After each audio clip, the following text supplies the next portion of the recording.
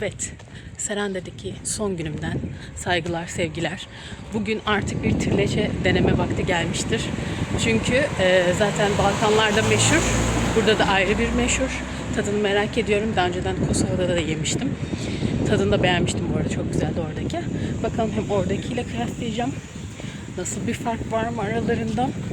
Hem de şimdi burada bir tane mekan buldum güzel. Yine Google yorumlardan. Yorumları falan iyiydi. Puanı falan da yüksek.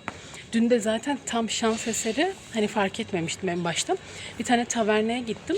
Bir baktım karşıma, etrafıma bakayım da neler var neler yok diye. Karşımda bu mekan, tatlıcı. Adı da yani nasıl okunacak tam bilmiyorum. Baci a tutti diye yazılıyor. Baki a tutti falan gibi bir şey herhalde. Neyse bakarız şimdi nasıl okunuyor, nasıl şey yapılıyor falan filan. Şimdi zaten oraya yakınım. Girip bir tadalım bakalım.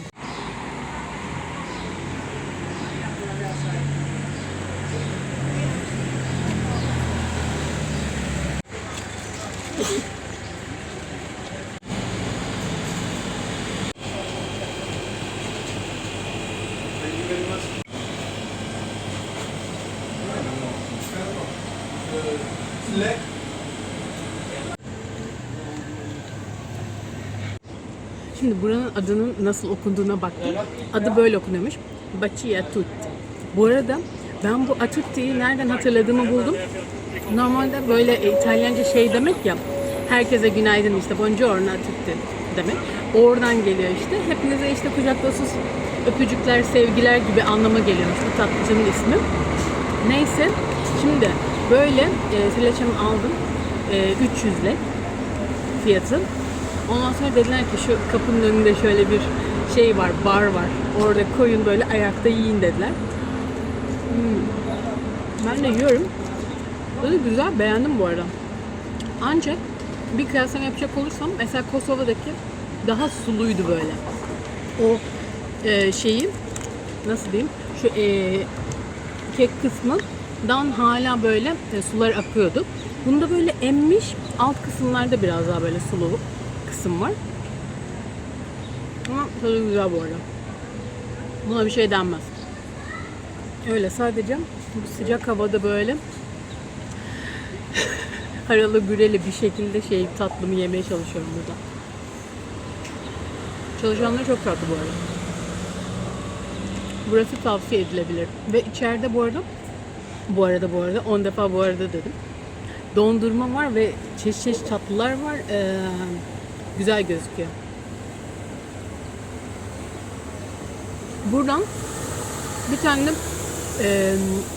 kahve içebileceğim bir yer buldum. Bir kahveye ihtiyaç var. Ben normalde günlük hani 3-5 kupa kahve içerim. Severim yani. Burada tabii ki normalde insanın düzeni falan filan bozuluyor. Rutinleri bozuluyor. Burada bir tane kahveci buldum. Bir kahve içeyim. Canım istedi. Bunun üzerine de iyi gider. Aslında normalde hani sabah sabah da tatlı yemem. Ama hani bunu öğleden sonra yemeküstü falan da yemeyeceğime eminim yani. Canım istemeyecektir. O yüzden dedim bari sabah erkenden yiyeyim de. Üzerine de bir kahvemiz. O zaman kahvecide görüşürüz.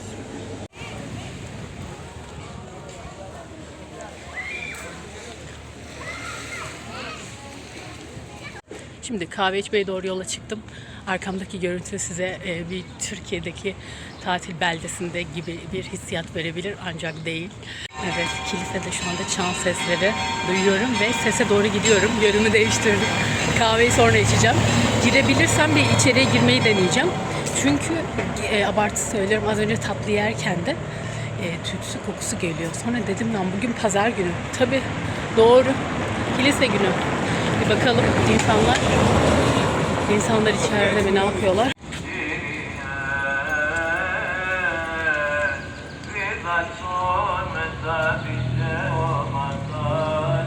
Şu an bu arada şortum var. Genelde kilise falan filan tabii ibadet yerleri. Şortla falan girilmez. Dur bakalım ya.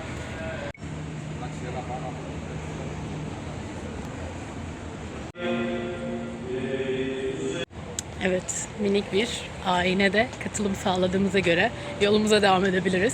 Kimse bu arada hani benim varlığımdan haberdar bile olmadı. Hiç kimse takmadı bile. etek falan filan giyen kadınlar da vardı. Burada herhalde sorun olmuyor.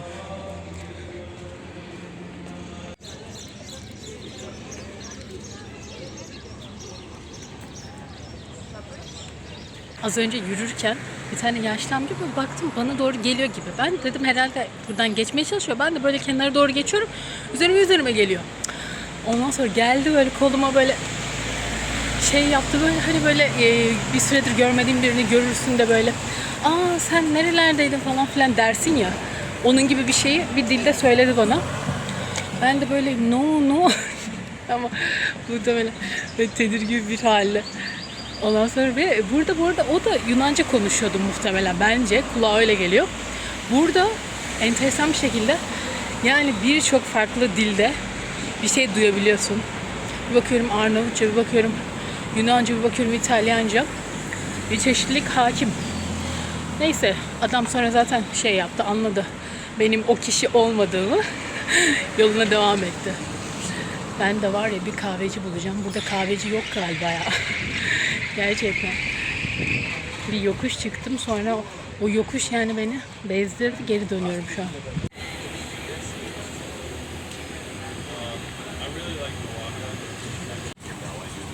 Ya inanılmaz bir şekilde tadına baktım bu arada. Tahmin ettiğim gibi çıktı.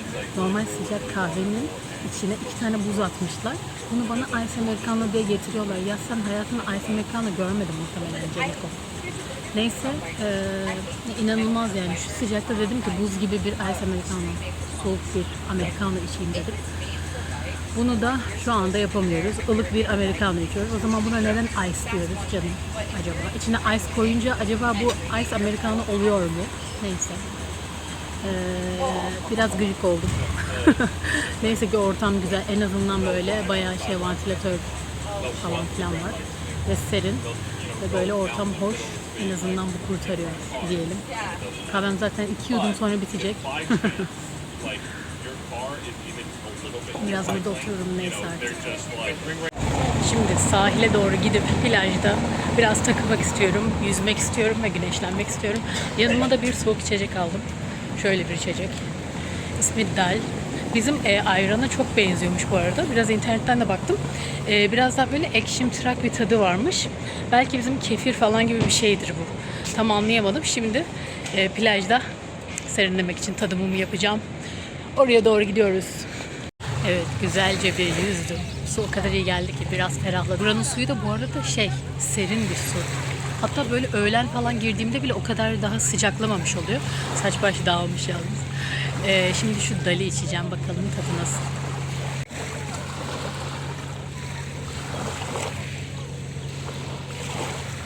Bence ekşi değil, tam aksine bunun tadı daha yumuşak bir tat.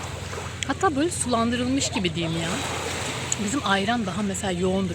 Hatta burada onların ayranını da içtim bu arada. Bizim ayrana çok benziyor tadı olarak falan. Ama bu hani çok bir fark yok ya bildiğin. Bir daha bakıyorum. Böyle sütümsü bir kıvam. Hani yumuşak bir kıvam. Değişik. Çok bir fark göremedim açıkçası ama tadı güzel. Benim şu keyfime ne diyorsunuz? Şeyden çıktım, denizden çıktım. Direkt havluma sarındım.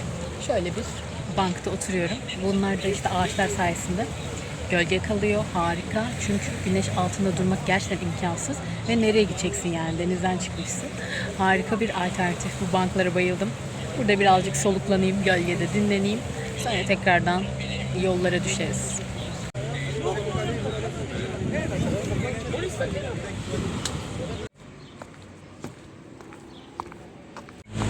Evet, Sarande'deki son akşam yemeğim. Bunun için yine bir taverna seçtim kendime. Yine tabii ki Google'dan buldum. Yorumlara bakarak. Umarım yine güzel bir yer olur ve memnun kalırım. Bugün böyle deniz mahsulleri yine yemek istiyorum tabii ki burada. Çok et yesim gelmedi. Zaten hani burada yenebilecek en güzel şeylerden bir tanesi. Onun dışında bir mekan daha seçtim kendime. Tavernadan sonra da oraya geçebilirim. One Corcha bulduğum tavernaya geldim. Bir tane kızartılmış kalamar söyledim. Bir tane de Corcha bira söyledim. Kalamarımı bekliyorum. Bakalım tadı nasıl olacak. Şimdi yanına aslında balık söyleyecektim bu arada. Ama şimdi emin olamadım buradan. Burası böyle çok sokak arasında bir yer gibi. Ondan sonra yani tam lezzet konusunda emin olamadım. Her ne kadar böyle iyi gözükse de hani fotoğraflarda. O yüzden dedim ki önden bir birayla kalamar söyleyeyim. İşimi garantiye alayım. Tabii ki de akıllı insanlar böyle yapar. Sonrasında beğenirsem ve kendimi de böyle aç hissedersem, iştahım olursa bir de yanına balık da söylerim diye düşündüm. Gelsin artık ama hoş kokular geliyor. Bakalım tadı nasıl olacak. Şimdi kalamarımın tadını beğendim bu arada. Hoşuma gitti. Leziz. Güzel kızartılmış. Tadı falan da güzel. Sadece bu böyle biraz daha ufak gözüküyor. Normalde hani bizde işte İstanbul'da falan yediğimizde, işte Türkiye'de yediğimizde böyle kalamarlar daha yuvarlak kesimdir, böyle kızartıldığında daha böyle büyüktür falan filan ya. Bunlar böyle hani daha fazla tanelenmiş ve daha küçük parçalar ama böyle güzel kızarmış ve böyle kıtır kıtır olmuş. Tadı falan güzel. Ben niye böyle çok detaylı Vedat Milor şeyine geçtim, yorumlamasına geçtim şu an. Neyse, yani bu ortama, bu mahalleye göre burası bence hani lezzetli, güzel yani.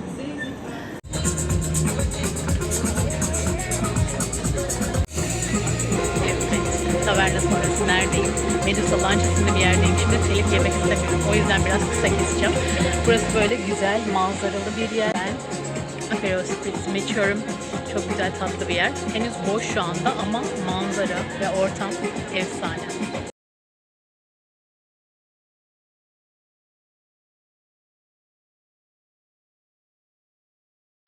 Evet, bu kız artık gününü tamamladı, bitirdi, yapacaklarını yaptı. Gezdi, tozdu, güzel vakit geçirdi. Ve artık hostelime gidip, dinlenip, uyuyup sabaha güzel bir şekilde uyanma vakti. Çünkü yarın sabah Tiran'a doğru gidiyorum ve sabah 6.30'da otobüsüm var. Erken kalkacağım. Ama yolculukta biraz uyumayı planlıyorum açıkçası. Öyle, şimdilik Saranda'daki yolculuğumuz bitti. Beğendiyseniz beğenmeyi, yorum bırakmayı ve kanala abone olmayı unutmayınız. Sevdiyseniz tabii ki zorla değil. O zaman şimdilik görüşürüz.